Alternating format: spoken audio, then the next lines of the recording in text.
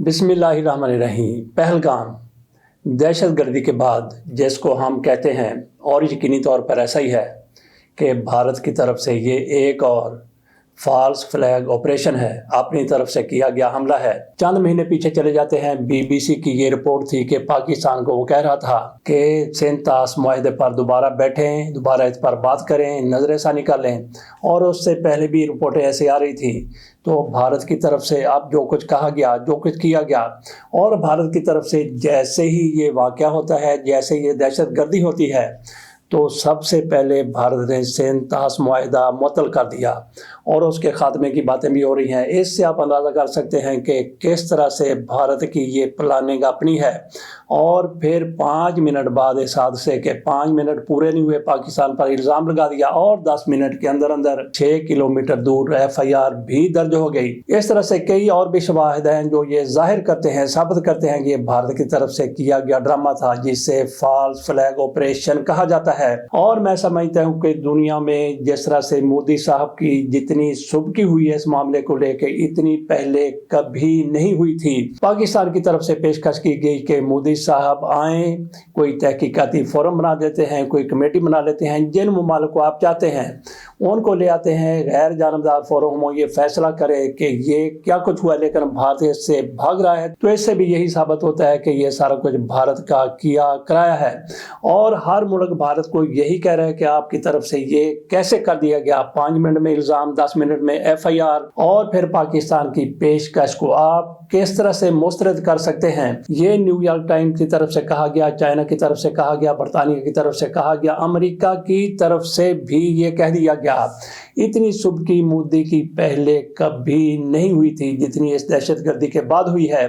यकीनी तौर पर यह दहशतगर्दी है, लेकिन कार्रवाई किसने है। सवाल यही है कि भारत की तरफ से इल्ज़ाम लगाया जाता है कि पाकिस्तान ने ये सारा कुछ करवाया है। पाकिस्तान ये नहीं कहता कि हमने नहीं करवाया। पाकिस्तान इस हवाले से अपना जवाब देता है कि ये सारा कुछ मोदी हुकूमत की तरफ से किया गया है, इंडिया की तरफ से किया गया है। पाकिस्तान ये नहीं कहता कि ये किसने दहशतगर्दी करवाई है। पाकिस्तान बराह रास्त ये कह रहा है कि ये सारा कुछ इनकी हुकूमत की तरफ से, इनकी एजेंसियों की तरफ से फॉल्स फ्लैग ऑपरेशन है। तो बाकी इस हवाले से जंग की बातें भी हो रही हैं। भारत की तरफ से बार बार कहा जा रहा है, उनके हॉक्स कहते हैं कि पाकिस्तान पर हमला कर दो, पाकिस्तान पर बमबारी कर दो, पाकिस्तान को तबाह कर दो, पाकिस्तान को ख़त्म कर दो।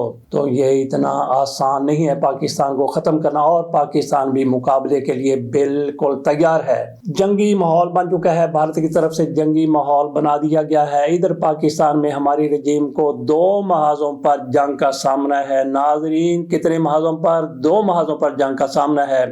एक तो भारत के साथ इनको जंग का सामना है, भारत की तरफ से महाज गर्म करने की कोशिश हो रही। ख्वाजा आसफ की तरफ से भी इस मौके पर खामोशी इख्तियार नहीं की गई। उन्होंने भी ऐसा कुछ कह दिया जिसको पंजाबी में कहते चले नहीं कहते।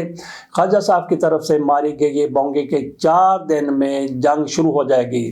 तो ख्वाजा साहब ने कैसे अंदाज़ा कर लिया 4 दिन में जंग शुरू हो जाएगी। देख लेते हैं, 2 दिन गुजर गए, 2 दिन बाकी रह गया कि जंग होती है या नहीं। बाकी हमारा तजिया ये है कि जंग नहीं होगी, बिल्कुल नहीं होगी।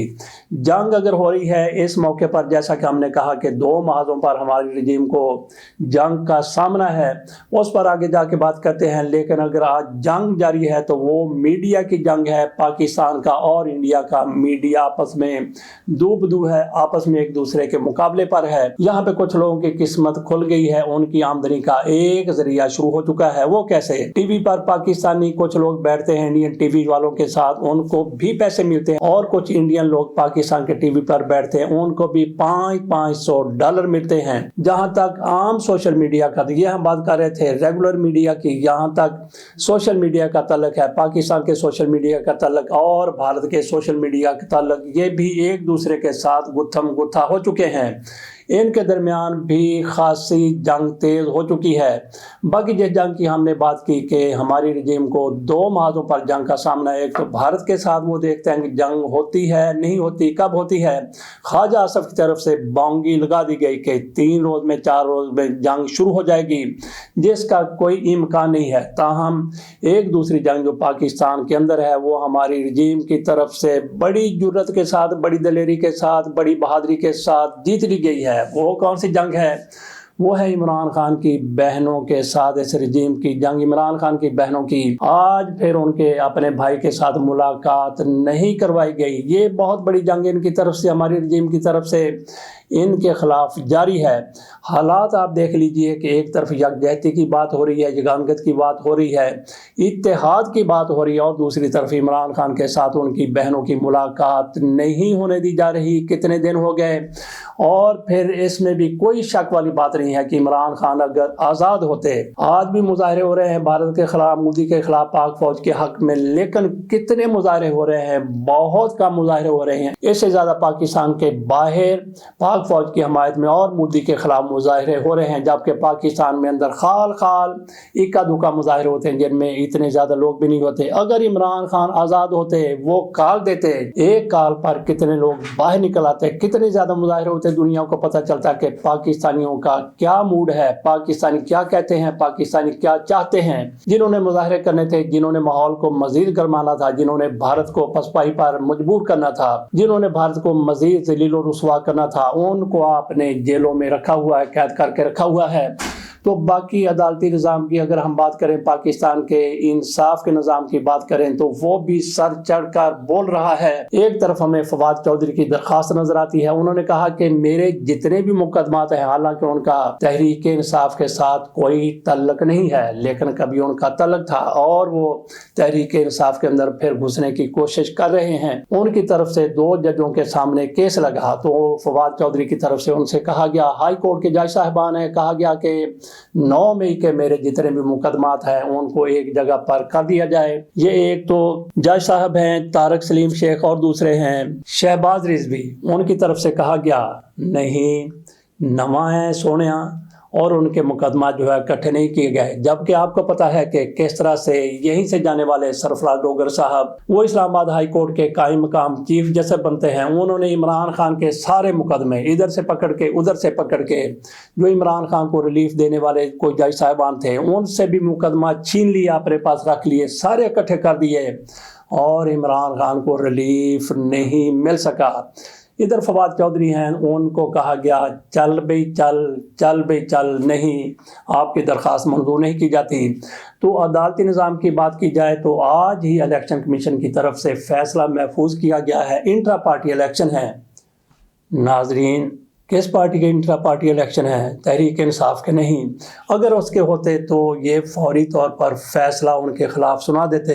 یہ پیپلز پارٹی کے انٹرا پارٹی الیکشن ہے 2018 کے، اور ان پر فیصلہ محفوظ کیا گیا ہے۔ فیصلہ کیا آئے گا وہ بالکل ظاہر ہے، بالکل ثابت ہے کہ پیپلز پارٹی کے خلاف فیصلہ ہرگز ہرگز ہرگز نہیں آنے والا۔ کل فیصلہ سنایا جائے، پرسوں سنایا جائے، یا اس کے بعد سنایا جائے، تو یہ فیصلہ محفوظ کیا گیا ہے۔ کون سماعت کر رہے تھے؟ اس کے بھی ہیڈ تھے جن لوگوں نے اس کیس کی سماعت کی، جناب نثار درانی صاحب، سندھ سے ان کا تعلق ہے۔ تو پیپلز پارٹی کے خلاف دیکھتے ہیں کہ فیصلہ کیسے دیتے ہیں، سوال ہی پیدا نہیں ہوتا پیپلز پارٹی کے خلاف فیصلہ دے دیں۔ ادھر جناب رینٹر راجہ صاحب، ان کے بارے میں بھی بڑی خبر آئی ہے، ان کے کئی کیسز کو، ان کے اور ان کے جیسے کئی اور لوگوں کے کئی ریفرنسز کو ڈسچارج کر دیا گیا، ختم کر دیا گیا، ان کو باعزت بری کر دیا گیا۔ آپ سنیں گے تو آپ بھی دنگ رہ جائیں گے کہ پاکستان کی عدالتوں میں کیسے فیصلے ہوتے ہیں۔ تو یہ جج صاحب ہیں احتساب عدالت 2 کے، یہ جج صاحب ہیں اسلام آباد میں علی وڑائے صاحب۔ آپ کے سامنے میں رکھتا ہوں ان کی طرف سے کیا فیصلہ سنایا گیا ہے۔ اسلام آباد کی احتساب عدالت نے سابق وزیر اعظم راجہ پرویز اشرف سمیت متعدد ملزمان کو نیب ریفرنسز سے ڈسچارج کر دیا۔ احتساب عدالت کے جج علی وڑائے نے رینٹل پاور منصوبوں کے تحت دائر 3 ریفرنسز پر فیصلہ سنا دیا۔ عدالت نے رینٹل پاور منصوبوں کے تحت دائر شرکپور بھکی اور کار کے شپ ریفرنسز پر فیصلہ سنایا۔ کار کے شپ ریفرنس سے پرویز اشرف سمیت 11 ملزمان کو ڈسچارج کیا گیا۔ کار کے شپ نیب ریفرنس میں 22 ارب روپے کی کرپشن کا تخمینہ لگایا گیا تھا۔ ناظرین پھر سن لیجئے، 22 ارب روپے کی کرپشن تھی، جس میں سے ان کو اور دیگر لوگوں کو بری کر دیا گیا، ڈسچارج کر دیا گیا۔ اگر عمران خان کی پارٹی کا کوئی بندہ ہوتا تو کیا فیصلہ ہوتا؟ آگے بھی چلیے، اس سے بھی خطرناک قسم کی چیزیں ہیں۔ بھکی پاور پروجیکٹ شیخوپورہ ریفرنس سے سابق چیئرمین وابڈا سمیت 6 ملزمان کو کیس سے ڈسچارج کیا گیا۔ بھکی پاور پروجیکٹ 96 अरब रुपए की लागत का मंसूबा था। शरकपुर पावर रेफरेंस में भी एहतसाब अदालत ने मुलजमान को केस से डिस्चार्ज कर दिया। 96 अरब का मंसूबा, वो भी खत्म, वो भी माफ, वो भी जो भी करप्शन कर ली वो भी इनको छोड़ दी गई। अगर यही रेफरेंस तहरीक इंसाफ के किसी लीडर के खिलाफ होते तो कैसे वो सजा से बच जाते।